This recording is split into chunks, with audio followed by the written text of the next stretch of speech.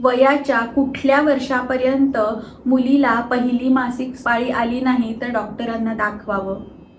मुलीला मासिक पाळीबद्दलची माहिती कुठल्या वयात द्यायला सुरुवात करायची? मुलीला कशा पद्धतीनं या विषयाची माहिती द्यायची? योग्य माहिती दिली नाही तर त्याचे काय काय दुष्परिणाम होऊ शकतात? किंवा या काळात आईचा मुलीशी असणारा संवाद, ते कम्युनिकेशन कसं महत्त्वाचं असतं? मासिक पाळी येण्याचा काळ हा कुठल्या कुठल्या गोष्टींवर अवलंबून असतो? याची उत्तरं जर तुम्हाला हवी असतील तर हा व्हिडिओ तुमच्यासाठी आहे. पहिली मासिक पाळी म्हणजेच मिनारकी हा त्या मुलीच्या आईच्या किंवा घरच्यांच्या दृष्टीने एक आनंदाचा क्षण जरी असला तरी त्या मुलीच्या दृष्टीने मात्र हा एक काहीसा गोंधळवून टाकणारा, मनात अनेक विचारांचं काहूर माजलेला क्षण असतो. तिच्या मनात याबद्दल अनेक शंका कुशंका, अनेक प्रश्न असतात. याच मुलींच्या प्रश्नांची, शंकांची उत्तरं या व्हिडिओमधून तुम्हाला मिळणार आहेत. नमस्कार, मी डॉक्टर वर्षा देशपांडे.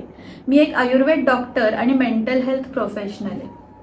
मी आपणा सर्वांचं मनोवेद या होलिस्टिक हिलिंग यूट्यूब चॅनलमध्ये मनापासून स्वागत करते. मिनारकी म्हणजेच काय तर मुलीला जेव्हा पहिल्यांदा मासिक पाळी सुरू होते त्याला मिनारकी असं म्हणतात. आपण मागच्याच भागामध्ये बघितलं त्याप्रमाणे इस्ट्रोजेन आणि प्रोजेस्ट्रॉन यांसारख्या हॉर्मोनच्या बदलांमुळं शरीरात काही बदल घडून येतात आणि याचाच परिणाम म्हणून त्या मुलीला ऋतुप्राप्ती म्हणजेच मासिक पाळी सुरू होते.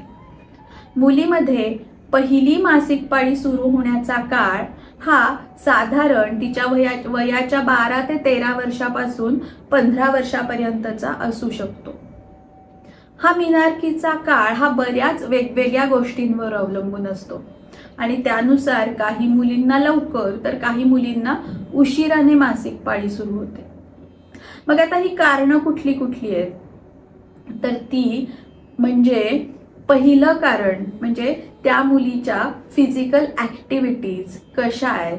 म्हणजे ती मुलगी खूप खेळते का, ती मुलगी व्यायाम करते का, की बऱ्याच वेळा ती एका जागी बसून असते, तिची लाईफस्टाईल सिडेंटरी आहे का, यावर हा कालावधी अवलंबून असतो. दुसरं महत्त्वाचं कारण म्हणजे त्या मुलीची नरिशमेंट कशी झालेली आहे, तिची पोषण मूल्य कशी आहेत, यावर देखील पाळी येण्याचा हा काळ ठरतो. एखाद्या मुलीचा आहार जर योग्य असेल, चौरस असेल तर तिच्या शरीराचं पोषण हे व्यवस्थित झालेलं असल्यामुळं मासिक पाळी देखील तिला योग्य वयात सुरू होते. तिसरा महत्त्वाचा फॅक्टर असतो तो म्हणजे जेनेटिकल फॅक्टर. हा पाळी येण्याचा काळ ठरवण्यासाठी खूप मोठा रोल प्ले करत असतो. त्या मुलीची आई, आजी, आत्या, मावशी यांच्या कोणाप्रमाणे तरी तिचा मासिक पाळीचा पॅटर्न असू शकतो. चौथं कारण म्हणजे तिच्या आजूबाजूचं वातावरण, तिच्या आजूबाजूची भौगोलिक परिस्थिती आणि सगळ्यात महत्त्वाचं म्हणजे तिच्या आजूबाजूची सायकोलॉजिकल कंडिशन्स. या सर्व कारणांवर मुलीला येणाऱ्या पहिल्या मासिक पाळीचा काळ अवलंबून असतो. आपण बघितलं की साधारण हा काळ 12 ते 13 वर्षापासून 15 वर्षापर्यंतचा असू शकतो. पण 15 वर्षापर्यंतही जर मुलीला मासिक पाळी आली नाही तर एखाद्या डॉक्टरांचा सल्ला नक्की घ्यावा. साधारण मिनारकीच्या आसपास मुलींमध्ये अनेक हॉर्मोनल बदल घडून येतात. त्यामुळं तिचं मनही अतिशय सेन्सिटिव्ह झालेलं असतं आणि त्यातही अनेक दृश्य अदृश्य असे शारीरिक बदलही घडत असतात. या हॉर्मोन्सच्या फ्लक्च्युएशन्समुळं कधी कधी ही मुलगी अतिशय उत्साही असते तर कधी कधी ती अगदी एकलकोंडीही होऊन जाते. असे निरनिराळे मूड स्विंग्स या काळामध्ये दिसतात. त्यामुळं या काळामध्ये घरातील मोठ्या व्यक्ती, स्पेशली आईचा मुलीबरोबर होणारा संवाद किंवा कम्युनिकेशन हे त्या मुलीसाठी खूप महत्त्वपूर्ण ठरतं.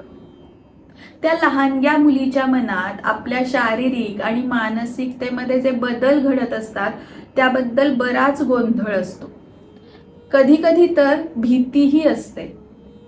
ती कमी होऊन तिला खूप सिक्युअर वाटायला लागतं.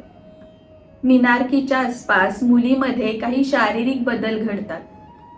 तिच्यामध्ये सेकंडरी सेक्स कॅरेक्टर्स दिसायला लागतात, जसं की ॲक्झिलरी आणि प्युबिक हेअर्स, म्हणजेच योनी भागावर आणि काखेमध्ये केस येतात, छातीला आकार येतो.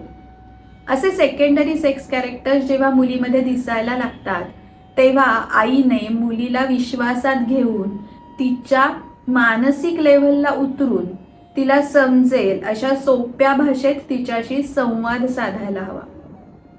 ती मुलगी बऱ्याचशा गोंधळातून यामुळे मुक्त होऊ शकते आणि टेन्शन फ्री जगू शकते. आई आणि मुलीमधलं हे जे कम्युनिकेशन आहे ते त्या मुलीच्या अनेक समस्यांना जे वेगवेगळे फाटे फुटणार असतात त्याला योग्य माहिती मिळाल्यामुळं ते तिथंच थांबतं. आई आणि मुलीमधला हा संवाद जर मुलीला योग्य उत्तर देऊ शकला तर ती मुलगी इतर कुठल्याही माध्यमातून ह्या प्रश्नांची उत्तरं शोधायला जाणार नाही. तेव्हा या आई मुलीच्या संवादाला या काळामध्ये खूप महत्त्व आहे. हे कम्युनिकेशन जर नीट झालं नाही आणि तिला तिची उत्तरं जर का योग्य मिळाली नाहीत तर ती अनेक वेगवेगळ्या गोष्टीतून त्याची उत्तरं शोधते आणि तिला मेन्स्ट्रुअल सायकलबद्दलची एक आयुष्यभराची भीती तिच्या मनामध्ये बसते. तिच्या मनामध्ये ही एक भीती कायमचं घर करून बसणार असेल तर ही आई पण मिळण्याची एक सुंदर घटना आहे असं तिला न वाटता स्त्रीच्या आयुष्याला मिळालेला हा शाप आहे असं तिला वाटायला लागतं.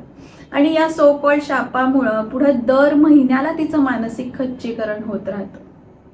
या काळात आईनं एक काळजी घेणं अत्यंत महत्त्वाचं आहे आणि ते म्हणजे या बाबतीतली अगदी खरी आणि योग्य अशी माहिती मुलीपर्यंत तिला समजेल अशा सोप्या भाषेत तिच्यापर्यंत पोहोचवायची. पण आता तिचं वय नाहीये, तिला समजणार नाही म्हणून कुठली तरी खोटी किंवा चुकीची माहिती त्या मुलीपर्यंत पोहोचवू नये.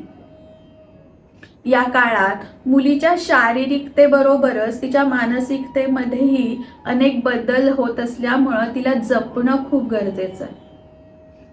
पाळीच्या सुरुवातीच्या काही महिन्यांमध्ये पिरियड्स इरेग्युलर असणं, कधी कधी कमी अधिक ब्लिडिंगचा त्रास होणं, पोट दुखणं, पाय दुखणं, कंबर दुखणं यांसारख्या तक्रारी दिसू शकतात.